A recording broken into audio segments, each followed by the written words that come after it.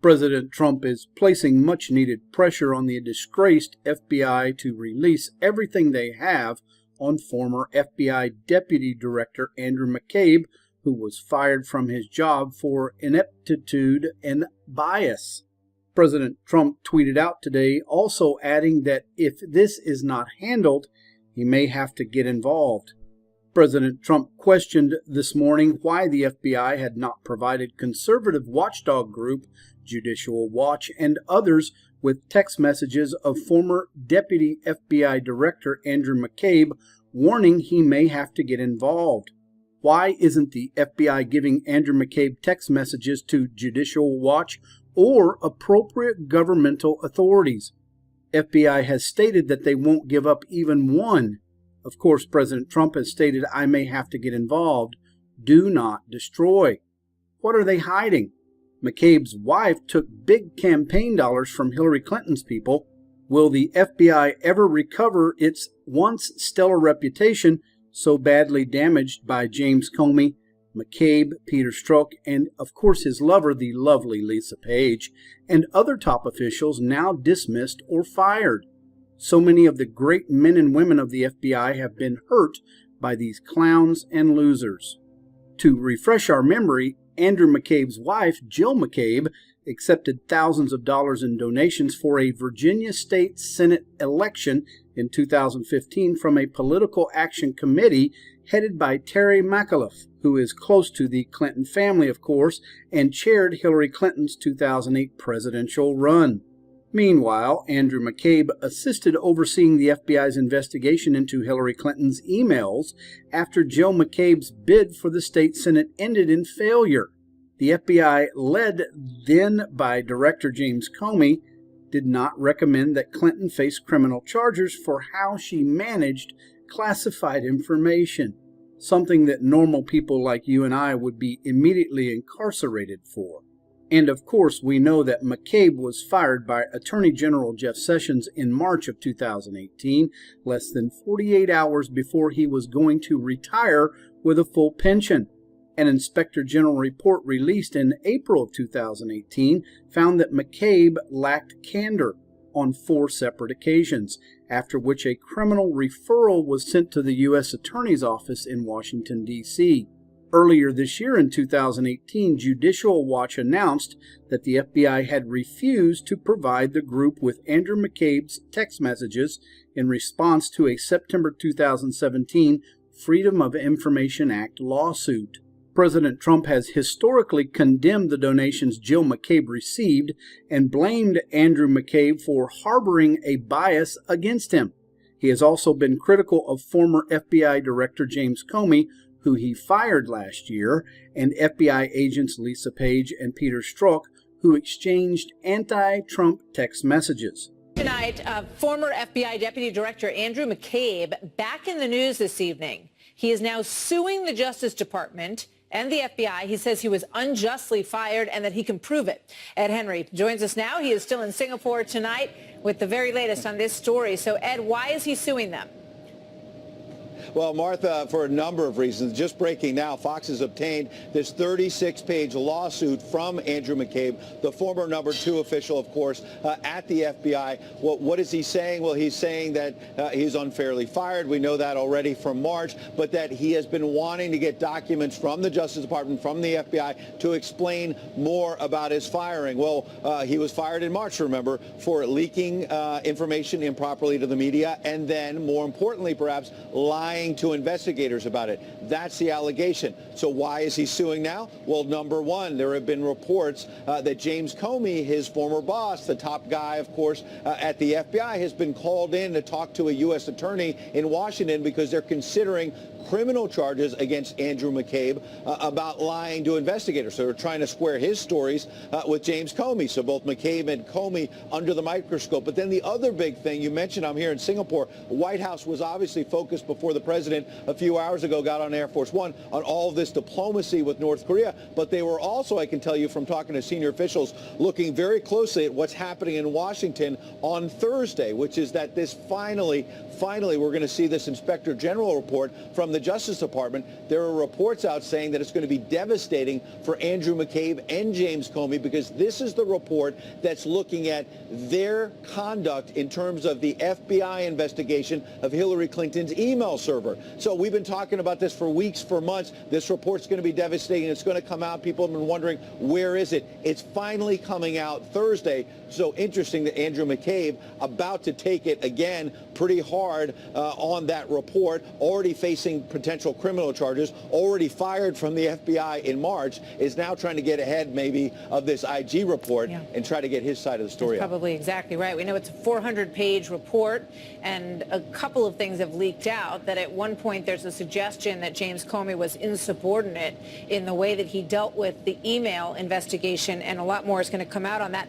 Another story that is percolating out there tonight is an inside look at some of the sort of small group meetings between the House Intel Committee leadership and Rod Rosenstein's folks, including Rod Rosenstein himself, that these have, I'm hearing on more than one occasion, in fact on many occasions, devolved into shouting matches that sometimes last as long as 30 minutes, and that he's basically threatened to subpoena them for their emails and their documents because he's angry that they're asking him for so much, Ed.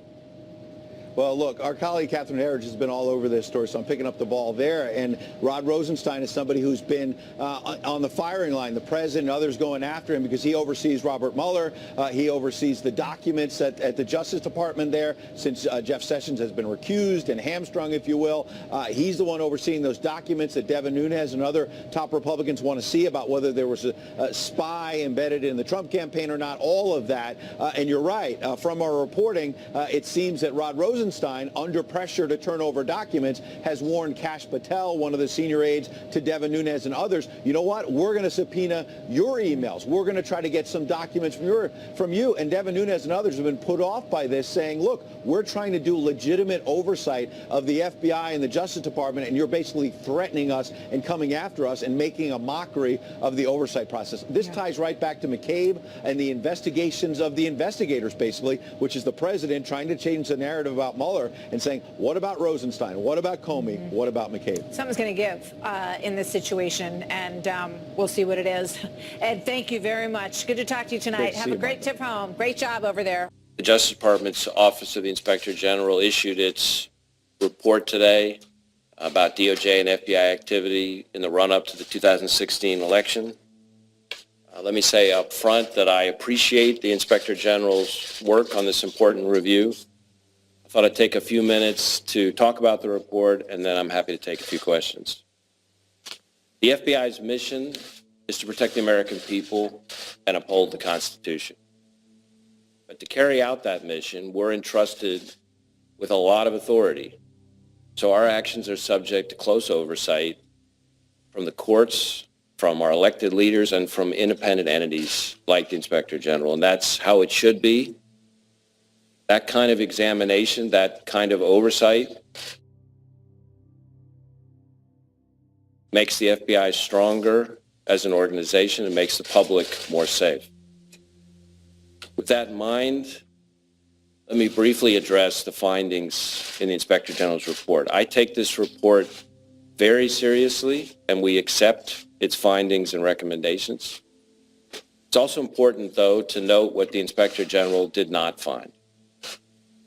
This report did not find any evidence of political bias or improper considerations actually impacting the investigation under review.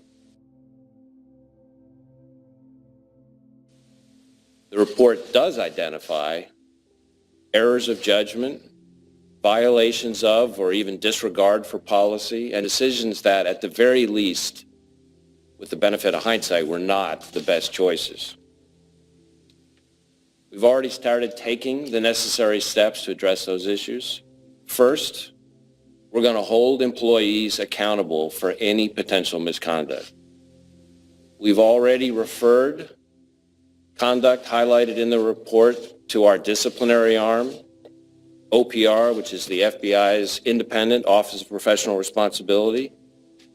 We need to hold ourselves accountable for the choices we make and the work we do.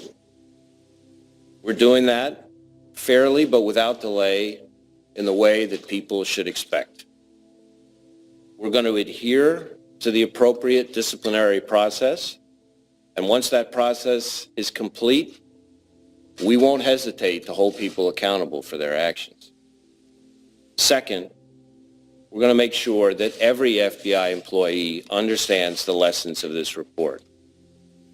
Because change starts at the top, starts with me, we're going to require all of our senior executives from all around the world to convene for in-depth training specifically focused on learning the lessons that we should learn from this report.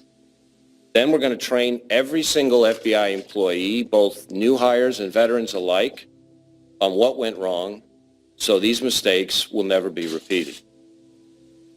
Third, we're going to make sure that we have the policies, the procedures, and the training that are needed for everyone to understand and remember what is expected of all of us.